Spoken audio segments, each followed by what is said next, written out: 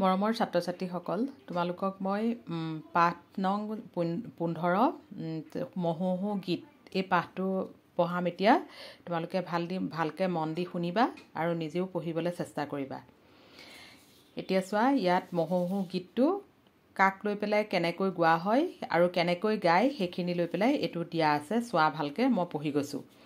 নামনি অসমৰ জনপ্ৰিয় উৎসৱসমূহৰ ভিতৰত মহোহো অন্যতম। এই অঞ্চলৰ প্ৰায়বোৰ ঠাইতে মহোহো উৎসৱৰ প্ৰচলন আছে, কিন্তু ঠাইভেদে মহোহো গীতবোৰ অলপ বেলেগ বেলেগ হয়। এই গীতবোৰ অসমীয়া ভাষাৰ আঞ্চলিক ৰূপবোৰৰ প্ৰভাৱ পৰা দেখা যায়। আঞ্চলিক ৰূপ মানে অসমীয়া ভাষাৰ পৰাও এইবিলাক আহিছে, মানে সেই শব্দবিলাক। এতিয়া গীতটোৰ চোৱা, পঢ়া আৰু গোৱা। গীতটো গোৱাৰ ধৰণো বেলেগ হয়, কিন্তু মই ধৰণটো ভালকৈ নাজানো, তথাপিতো মই গাবলৈ চেষ্টা কৰিছোঁ। এবাৰ গাই দিম, শুনি যাবা ভালকৈ। অ হৰি মহোহো অ মহ খেদবা তাকোনলো, মহে বোলে মুইলো দে টেপুল পোৰা খালো দে, টেপুলত নহ'ল নুন চাউল কাঢ়ে দুন দুন, চাউল নেদি দিলাক কৰি এনথুৰ ঘৰ লৰি চৰি, লৰি চৰি যাওঁতে সোণাৰ নাঙাল বাওঁতে, সোণাৰ নাঙাল ৰূপৰ ফাল, ঘৰজীয়া বেটাই বাৱে হাল, হাল দিলোঁ শিৰালে মই দিলোঁ পাতে, মহুৰ মাকুক পাৰ কৰিলোঁ বুহাৰ দিয়াৰ ঘাটে, বাহুৰ পাত চকামকা আমাক লাগে টকা টকা, বাঁহৰ পাত কাজেলি আমাক দিব আধেলি, বাহুৰ পাত চিকিমিকি আমাক লাগে শিকি শিকি, ভাল হওক হওক কুশল হওক হওক, গুলিৰ গৰু বাহক বাহক, ভাখৰীৰ ধান বাহক বাহক, ভাল ভুলকাক দিবাক লাগি শক্তি মন্ত কৰক কৰক, জয় অ' ৰাম বোলা জয় অ' হৰি বোলা। এইটো এটা গীত হয়। গীতটো মই গাব নাজানো কাৰণে তেনেকেই গাই দিছোঁ। তোমালোকে যদি ক'ৰবাত শুনা, নিজে গাবলৈ চেষ্টা কৰিবা। এতিয়া গীতটোত থকা স্থানীয় উপভাষাৰ শব্দবোৰৰ মান্য অসমীয়াৰ ৰূপবোৰ জানো আহা। খেদবা মানে কি? খেদিবলৈ। তাকোন টুকুন টাঙোন, লো ল, মুইলো মৰিলো, টেপুল টেপৰ টেঙা, নুন লোন, নেদি নিদি, এনথুৰ এওঁলোকৰ, ঘৰজীয়া ঘৰ জোঁৱাই, বেটাই পো, শিৰালে শিৰলোৱে, পাতে মই দিওঁতে ব্যৱহাৰ কৰা দুফলীয়া বাঁহ, মহুৰ মোহৰ, মাকুক মাকক, কৰিলোঁ আধেলি 50 পইচাৰ মুদ্ৰা, শিকি 25 পইচাৰ মুদ্ৰা, গুলিৰ গোহালিৰ, ভাখৰীৰ ভঁৰালৰ। এয়া হৈছে অসমীয়া ৰূপখিনি। বুজি পালা? এইখিনি হৈছে অসমীয়া ৰূপ, স্থানীয় উপভাষাৰ শব্দবোৰৰ মান্য অসমীয়া ৰূপবোৰ। এতিয়া পাঠভিত্তিক ক্ৰিয়াকলাপৰ পাঠভিত্তিক প্ৰশ্ন উত্তৰসমূহলৈ যাওঁ। 1 নম্বৰটো চোৱা, তলত দিয়া প্ৰশ্নসমূহৰ শুদ্ধ উত্তৰটো বাছি উলিয়াই সঠিক বৃত্তটো পূৰ কৰা। মহ খেদিবলৈ ল'ৰাহঁতে হাতে হাতে কি লৈছিলে? টাঙোন লৈছিলে। সোণৰ নাঙল, বাঁহৰ পাত, আধেলি, টাঙোন কি লৈছিলে? টাঙোন লৈছিলে। এতিয়া টাঙোনটোত কি কৰিব লাগিব? গোল কৰিব লাগিব। এইটো এনেকৈ গোল কৰিব লাগিব। তোমালোকে ভালকৈ গোল কৰিবা হা। গৃহস্থই মহ খেদিবলৈ যোৱা ল'ৰাহঁতক চাউলৰ সলনি কি দিছে? কৰি দিছে। চাউলৰ সলনি কি দিলে? কৰি দিছে। এতিয়া কৰিটোত কি কৰিব লাগিব? এইটো গোল কৰিব লাগিব। এইটো এনেকৈ গোল কৰিব লাগিব। এতিয়া তলত দিয়া প্ৰশ্নবোৰৰ উত্তৰ কোৱা আৰু লিখা। প্ৰথম প্ৰশ্নটো কি দিছে? ক, টেপুলত নহ'ল নুন। ইয়াত টেপুল শব্দৰ অৰ্থ কি? টেপুলত নহ'ল নুন। ইয়াত টেপুল শব্দৰ অৰ্থ হৈছে টেপৰ টেঙা। তাৰপিছত আহিছে মহোহো গীতটোত উল্লেখ থকা নৈখনৰ নাম কি? মহোহো গীতটোত উল্লেখ থকা নৈখনৰ নাম বুহাদিয়াৰ ঘাট। তাৰপিছত গটো চোৱা, গীতটোত ভাল হওক কুশল হওক বুলি কোনে কাক আশীৰ্বাদ কৰিছে? গীতটোত ভাল হওক কুশল হওক বুলি মহোহো গীত গোৱাসকলে গৃহস্থক আশীৰ্বাদ কৰিছে।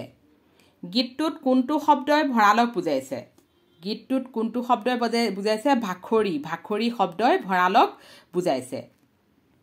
এতিয়া 3 নম্বৰটো চোৱা, মহোহো গীতটোত কৃষিৰ লগত জড়িত দুবিধ সঁজুলিৰ নাম আছে। সঁজুলি দুবিধ কি কি? সঁজুলি দুবিধৰ ছবি আঁকা। এতিয়া মহোহো গীতটোত কৃষিৰ লগত জড়িত দুবিধ সঁজুলিৰ নাম কি আছিলে? নাঙল আৰু নাঙল আৰু মই হয়নে এই দুবিধৰ সঁজুলিৰ ছবি আঁকিবলৈও দিছে তোমালোকে এই ছবিকেইটা জানা নিশ্চয় এইটো হৈছে মই এখন এইটো হৈছে নাঙল তোমালোকে এই ছবিকেইটা নিজে আঁকিবলৈ চেষ্টা কৰিবা এইখন মই আৰু এইটো হৈছে নাঙল পথাৰত চাগে হাল বাওঁতে দেখিছা মই দি পেলাই যে মাটি বোকাখিনি সমান কৰে আকৌ নাঙলটোৱে দেখিছা নাই মাটি তেনেকৈ খান্দি খান্দি নিয়া দেখিছা নাই সেইখিনি বস্তু পথাৰত চাবলৈ চেষ্টা কৰিবা আৰু নিজেও এইকেইটা আঁকিবলৈ চেষ্টা কৰিবা দেই মহুহু গীতটোত অন্তধ্বনি মিল থকা শব্দবোৰ বাছি উলিয়াই লিখা উদাহৰণ হু লু এতিয়া এইখিনি মই লিখি দিছোঁ চাবা নিজেও যদি বেলেগ পোৱা লিখিবা মহ মহাওঁতে ঘঁহাওঁতে ইয়াৰ অন্তধ্বনি মিল থকাটো হৈছে ঘঁহাওঁতে যাওঁতে পাওঁতে পৰিল মৰিল পাতে ঘাটে মালা ভালা চাকা টাকা নুন দুন এতিয়া হৈছে ভাষা অধ্যয়ন চোৱা ভাষা অধ্যয়নটোত 5 নম্বৰটো চোৱা পাঠটোত তোমালোকে চিকিমিকি চকামকা আদি জুৰীয়া শব্দ পাইছা এনেধৰণৰ আৰু 5টা জুৰীয়া শব্দ লিখা ঝিলিমিলি জুটিপুটি খলাবমা মিলিজুলি হয়নে এটা দুটা তিনিটা চাৰিটা হ'ল এইটো সতি 5টা চিকিমিকি চকামকা এয়া দেখিছানে আৰু দুটামান তোমালোকে বিচাৰি পেলাই লিখিবা বাক্য ৰচনা কৰা ভঁৰালত ধান থোৱা হয় মই এবিধ খেতিৰ সঁজুলি হাল পথাৰত হাল বাই আছে চাউলৰ পৰা ভাত হয় গোহালি গৰু বন্ধা ঠাইক গোহালি বোলে এয়া হৈছে বাক্য ৰচনাখিনি কৰিব জানা নিশ্চয় অকল যে এইখিনি লিখিব লাগিব কথা নাই তোমালোকে নিজেও বাক্যকেইটা সাজিবলৈ চেষ্টা কৰিবা মহুহু গীতটোত থকা 5টা বিশেষ্য পদ আৰু 5টা ক্ৰিয়াপদ বাছি উলিয়াই তাৰ মান্য ৰূপবোৰ লিখা বিশেষ্য পদ ক্ৰিয়াপদ কাক বোলে মই তোমালোকক শিকাইছিলোৱে আগৰ ভিডিঅ'ত এতিয়া 5টা বিশেষ্য পদবোৰ কোনবিলাক হৈছে টেপুল নুন ভাখৰি মহু গুলি মান্য ৰূপ কি টেপৰ টেঙা লুন ভঁৰাল মৌ গোহালি এইকেইটাৰ অৰ্থকেইটা বুজি পাইছানে মান্য অসমীয়া ৰূপকেইটা এইকেইটা মান্য অসমীয়া ৰূপ ভাখৰি ভঁৰাল নুন লুন টেপুল টেপৰ টেঙা নুন লুন ভাখৰি ভঁৰাল মহু মৌ আৰু গুলি গোহালি ক্ৰিয়াপদ কোনবিলাক খেদাই বা কৈলো মুইলো লু এতিয়া খেদাইবাৰ অৰ্থটো কি মান্য ৰূপটো খেদিবলৈ কৈলোটো কৰিলো মইলো মৰিলো আৰু লুটো ল এইকেইটা হৈছে মান্য ৰূপ এইকেইটা হৈছে বিশেষ্য পদ এইকেইটা হৈছে ক্ৰিয়াপদ এইকেইটা হৈছে মান্য ৰূপকেইটা বুজিলা 8 নম্বৰটো চোৱা তলৰ পদবোৰত কি বিভক্তি চিন যোগ হৈছে লিখা মাকক এতিয়া মাকৰটো ইয়াত চিনটো ক আছে কটো কি দ্বিতীয় বিভক্তি টেপৰত ত আছে তটো সপ্তমী ৰূপৰ ৰ আছে ৰটো পঞ্চমী শিৰলু তটো আছে সপ্তমী সোণৰ ৰটো আছে ষষ্ঠী এইটো পঞ্চমীও হয় ষষ্ঠীও হয় হা ৰটো ষষ্ঠী পঞ্চমী দুইটাতে আছে ৰটো হৈছে এইটো বুহা দিয়া ৰ ষষ্ঠী ঘাটেৰে ৰে আছে তৃতীয়া এইকেইটা বুজিলা এইকেইটা তেনেকৈ লিখিবা এতিয়া জ্ঞান সম্প্ৰসাৰণলৈ যোৱা জ্ঞান সম্প্ৰসাৰণ জানুৱাহাটত চোৱা মহুহু হ'ল এটি কৃষিভিত্তিক লোক উৎসৱ এই উৎসৱৰ মূল উদ্দেশ্য হ'ল বনৰীয়া মহ খেদি সমাজৰ কল্যাণ সাধন কৰা আঘোণ মাহৰ পূৰ্ণিমা তিথিত নিশাৰ ভাগত এই উৎসৱ পালন কৰা হয় সিদিনা চেমনীয়া আৰু ডেকাবোৰে হাতে হাতে বাঁহৰ টুকুন একোডাল লৈ দল বান্ধি ঘৰে ঘৰে মহুহু গীত গাই গৃহস্থক আশীৰ্বাদ দিয়ে দলটোৰ এজনে বাঁহৰ শুকান ঢকুৱাৰ খাৰু বাজু মুকুট আদি পিন্ধি আৰু কলৰ শুকান পাত গাত মেৰিয়াই ভালুকৰ বেশ ধৰে লোকবিশ্বাস মতে মহে ভালুকলৈ ভয় কৰে আন এজনে বয় বস্তুৰ লোৱাৰ বাবে কান্ধত এখন জুলুঙা ওলোমাই লয় বাকীবোৰে টুকুনেৰে মাটিত চেও ধৰি ঠক ঠক কৰি খুন্দিয়াই তালে তালে ভাল ভুলুকাক আগুৰি মহুহু গীত গায় বিহু হুঁচৰি দল আহিলে গৃহস্থই যেনেকৈ আনন্দ অনুভৱ কৰে ঠিক তেনেদৰে মহুহু গীত গাবলৈ আহিলে গৃহস্থই বৰ ভাল পায় প্ৰতিটো দলক আদৰ সাদৰেৰে সাধ্য অনুসৰি মাননি আগবঢ়ায় তেনে কৰিলে গৃহস্থৰ মংগল হয় বুলি বিশ্বাস কৰে এতিয়া 9 নম্বৰটো চোৱা মহুহু বাহিৰে নিজ অঞ্চলত পালন কৰা লোক উৎসৱসমূহৰ বিষয়ে এটি টোকা যুগুত কৰা তোমালোকৰ নিজৰ অঞ্চলত কি উৎসৱ পালন কৰা হয় সেইখিনি একোটা টোকা যুগুত কৰিবলৈ কৈছে জানুৱাহাটত চোৱা মানুহে মনৰ ভাৱ প্ৰকাশ কৰিবলৈ মুখেৰে কিছুমান ধ্বনি উচ্চাৰণ কৰে এনেদৰে উচ্চাৰিত অৰ্থবহ ধ্বনি প্ৰতীককে ভাষা বোলে ভাষা এটাৰ বিভিন্ন আঞ্চলিক ৰূপ থাকিব পাৰে। অসমীয়া ভাষাৰ উজনি, কামৰূপী, দৰঙী, গোৱালপৰীয়া আদি আঞ্চলিক ৰূপ আছে। নিজৰ মাজত কথা বতৰা পাতোতে বা ভাৱৰ আদান প্ৰদান কৰোঁতে এনে ৰূপৰ ব্যৱহাৰ কৰে। ভাষাৰ এনে আঞ্চলিক ৰূপক উপভাষা বোলে। এনেকুৱা আঞ্চলিক ৰূপবিলাকক কি বুলি কয়? উপভাষা বুলি কোৱা হয়। সাধাৰণতে ভাষাটোৰ উমৈহতীয়া কাম কাজ চলাবৰ বাবে উপভাষাবোৰৰ পৰা মাজৰ পৰা যিকোনো এটা নিৰ্বাচন কৰা হয়। এনেদৰে নিৰ্বাচিত উপভাষাটোক মান্য ভাষা বোলে। শিক্ষানুষ্ঠান, শিক্ষা দীক্ষা, আনুষ্ঠানিক কাম কাজ আদিত মান্য ভাষাৰ ব্যৱহাৰ হয়। অসমীয়া ভাষাৰ মান্য ৰূপটো শিৱসাগৰ অঞ্চলত কথিত ৰূপত কেন্দ্ৰ কৰি গঢ় লৈ উঠিছিল। ভাষাতত্বৰ বিচাৰত সকলো উপভাষাৰে সমান মৰ্যাদা আছে। আনকি মান্য ভাষা সময়ত গৈ উপভাষাত পৰিণত হ'ব পাৰে আৰু কালক্ৰমত উপভাষা এটাইও মান্য ভাষাৰ মৰ্যাদা পাব পাৰে।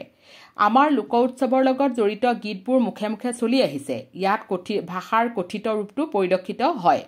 এতিয়া তলত দিয়া শব্দবোৰৰ তোমালোকৰ অঞ্চলত ব্যৱহাৰ হোৱা কথিত ৰূপবোৰ লিখা। তোমালোকৰ অঞ্চলততো বেলেগ বেলেগ ঠাইত বেলেগ বেলেগ কথা ক'ব, বেলেগ বেলেগ ৰূপত শব্দ ক'ব, হয় নহয়? শব্দবিলাকৰ অৰ্থবিলাক বেলেগ বেলেগ থাকিব, কোৱাৰ ধৰণ বেলেগ বেলেগ হয়।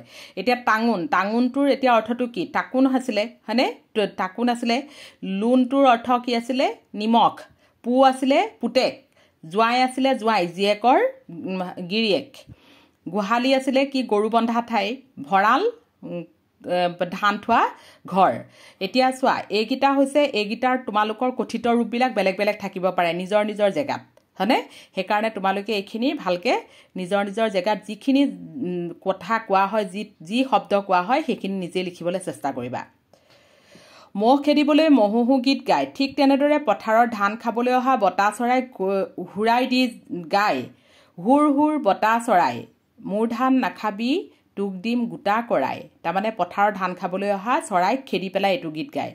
তোমালোকে চৰাই চিৰিকটি, জীৱ জন্তু আদিক মাতিবলৈ বা খেদিবলৈ গোৱা গীত সংগ্ৰহ কৰি লিখা আৰু গোৱা। এতিয়া সেইবিলাক গীত তোমালোকক লিখিবলৈ কৈছে। মহে আমাৰ কি কি উপকাৰ সাধন কৰে? মহবিলাকে আমাৰ কি কি উপকাৰ সাধন কৰে সেইখিনিৰ ওপৰত লিখিবলৈ কৈছে। এইখিনি পাৰিলে নিজে কৰিবলৈ চেষ্টা কৰিবা তোমালোকে। এইখিনি তোমালোকৰ কাৰণেই দিয়া হৈছে, নিজে কৰিবা। আজিলৈ সামৰিছোঁ। তোমালোকে পাঠটো বুজি পাইছা নিশ্চয়। সেইখিনি নিজে নিজে কৰিবলৈ, বাক্য ৰচনা, শব্দ অৰ্থবিলাক নিজে নিজে কৰিবলৈ চেষ্টা কৰিবা আৰু মহোহো গীতৰ তাৎপৰ্যটো ভালকৈ বুজি ভালকৈ পঢ়িবলৈ চেষ্টা কৰিবা।